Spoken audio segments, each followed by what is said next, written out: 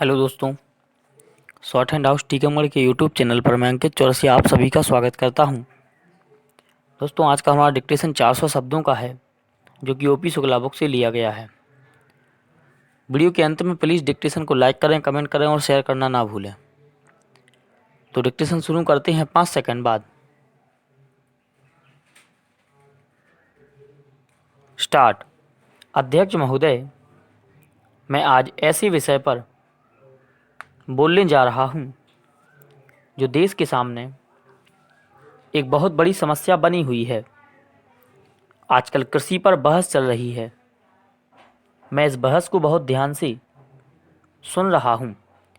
कई लोगों ने तो सरकार की बड़ी प्रशंसा की है कि वह बहुत ही अच्छा काम कर रही है। मैं मंत्री महोदय से एक सवाल करना चाहता हूं। मार्च में मंत्री महोदय ने एक प्रश्न के उत्तर में कहा था कि 2 सालों में हमारा देश आत्मनिर्भर हो जाएगा। मैं जानना चाहता हूं कि ऐसा कहने के पीछे उनका क्या आधार है। कौन से उनके पास ऐसे सबूत हैं जिनके आधार पर उन्होंने इस प्रकार की घोषणा की है। मैं चाहता हूं कि जब वे उत्तर दें तो इस बात की चर्चा अवश्य करें। पैरा। सभापति महोदय, आप जानते हैं कि इस देश में 80% लोग खेती करते हैं और उसके बाद भी आज हमारे देश का सम्मान दूसरे देशों में बिल्कुल नहीं है।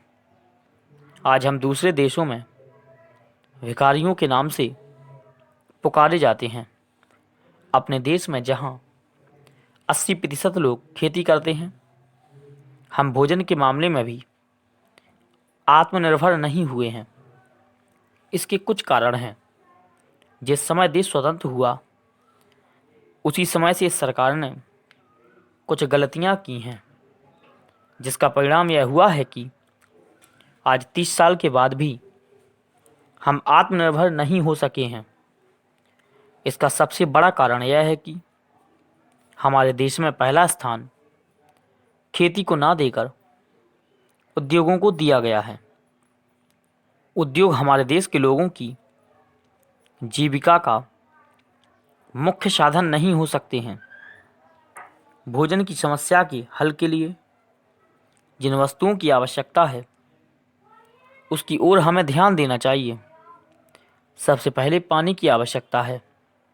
मैं समझता हूं कि देश में सिंचाई पर अधिक जोर दिया जाना चाहिए और सिंचाई तथा खाद्य मंत्री एक होना चाहिए। यह सभी चाहते हैं।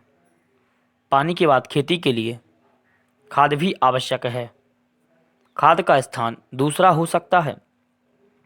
आज देश में खाद की बात काफ़ी जोर देकर कही जाती है। यह कहा जाता है कि उपज को बढ़ाने के लिए खाद की आवश्यकता है।